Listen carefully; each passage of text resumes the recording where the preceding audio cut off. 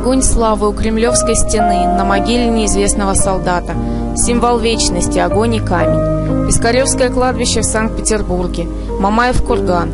Сколько их, таких известных памятников прошедшей войны. В моем городе каждый житель знает монумент воинской и трудовой славы, памятник Победы. Памятник на площади Победы, посвященный воинским и трудовым подвигам жителей и уроженцев Пензенской области в годы Великой Отечественной войны. 9 мая каждого года стало традицией проводить парад Победы в Пензе именно на этом месте. Теперь ежегодно майским днем представители 4 поколений возлагают цветы к обелискам и монументам. Алые гвоздики на фоне мрамора, словно капли крови, пролитые во время войны ради свободы любимой Родины. Многие, отдавая дань защитникам страны, проговаривают: «Спасибо тебе, солдат». Но в Пензе этот памятник не единственный. На старом кладбище в Ахунах стоит памятник солдатам, умершим от ран в госпиталях. На стене нынешнего санатория имени Володарского расположена памятная доска. 1941-1945 находился госпиталь. Камень и слова напоминания будущим поколениям. Но есть и другой памятник, созданный руками самих людей, ветеранов, школьников, учителей и просто местных жителей. В 1975 году, когда вся страна готовилась отмечать 30-летие Победы, возводились монументальные памятники, способные сказать всему миру. И в этом же году родился памятник сердца простого человека, и создан он был руками простого человека. Это сосновый бор и березовая роща. Во время войны на этом месте между столетними соснами располагалась зенитная батарея, защищающая госпиталь от бомбежек. Орудия, окопы, землянки. Вскоре после окончания войны здесь, рядом со взрослыми деревьями, посадили молодняк.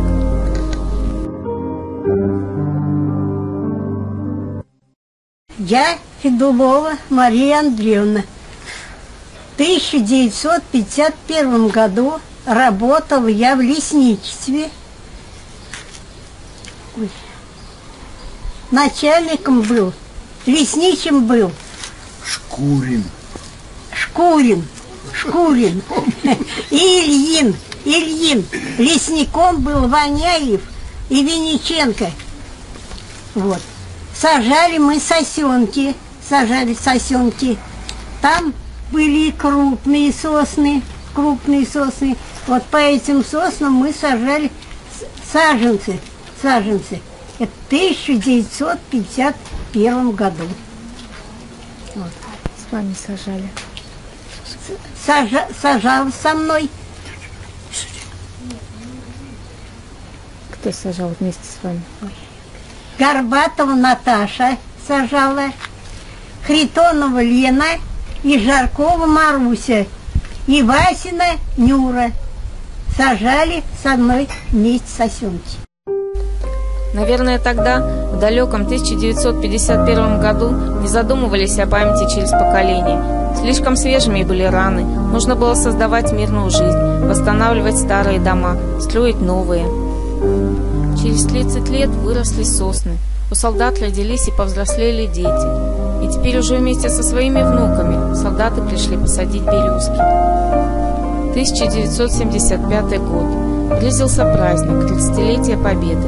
Пришли ветераны, пришли пионеры из ближайшей школы, пришли те, кто просто жил неподалеку.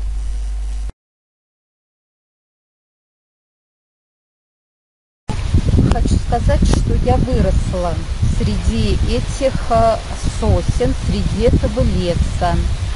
Когда я помню, в возрасте 10 лет, помладше, мы бегали все. Эти сосеночки еще были совсем молодые. И мы обдирали с них макушечки зеленые, жевали. Вот. И пикники проводили, все ребятишки из дома приносили, кто что мог. Постоянно играли здесь. И вот соседка рассказывала, что вскоре после войны вот эти сосенки, этот лес посажен был. Вот. Они приехали, еще здесь было пусто. Вот. И они как бы принимали участие, сажали этот лес.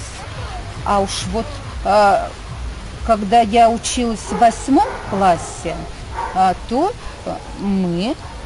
был всесоюзный, по-моему, субботник, и вся школа выходила на этот субботник, и местных жителей было много. И вот помню, даже вот где-то в этом районе мы с классом сажали березки, иргу, ну, в общем, деревья среди сосен уже, которые в то время подросли, вот.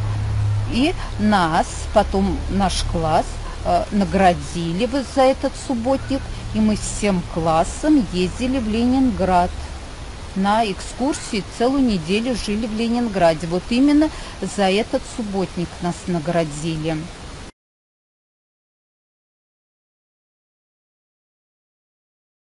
Даже сейчас, по прошествии долгих лет, я помню свое ощущение праздничного настроения того дня.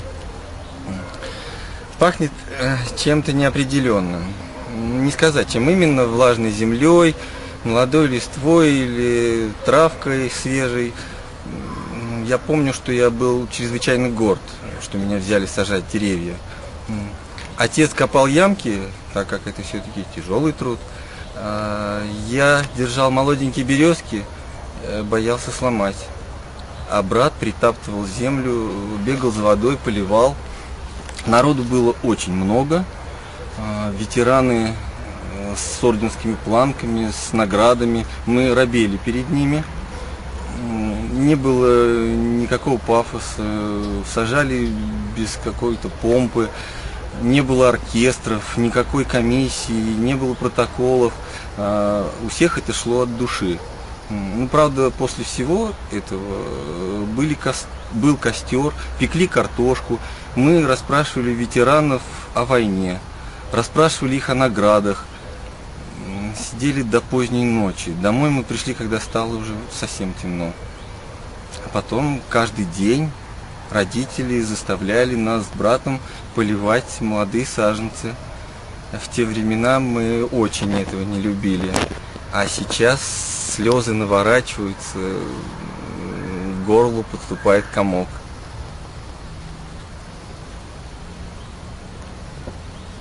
Строгая красота сосен, посаженных дедами. Мы прошли войну, мы выстояли, мы победили. Тихий шелест берез, посаженных внуками. Мы помним. Никто не забыт, ничто не забыто. Мы помним. Вспомним всех поименно, горем вспомним своим. Это нужно не мертвым, это надо живым. Это нужно не мертвым, это надо живым. Такими словами Роберта Рождественского закончил свою работу пензенский школьник в 2010 году, год 65-летия Победы. Отнес в школу, получил 5. Прошел год, и уже в июле эти сосны и березы оказались за железным забором, ждут вырубки, и ждать долго не придется. Будущие хозяева не собираются церемониться с деревьями, так же, как они уже сейчас не церемонятся с теми, кто пытается их защитить. Защитить прежде всего от беспредельной жадности и циничной наглости. В 2010 году вся страна украсилась георгиевскими ленточками. Их можно было увидеть везде: на груди у ветерана, на косичке у девчонки, на машинах. Каждый с чувством говорил: «Я помню, я горжусь». Сможем ли мы защитить наш лес?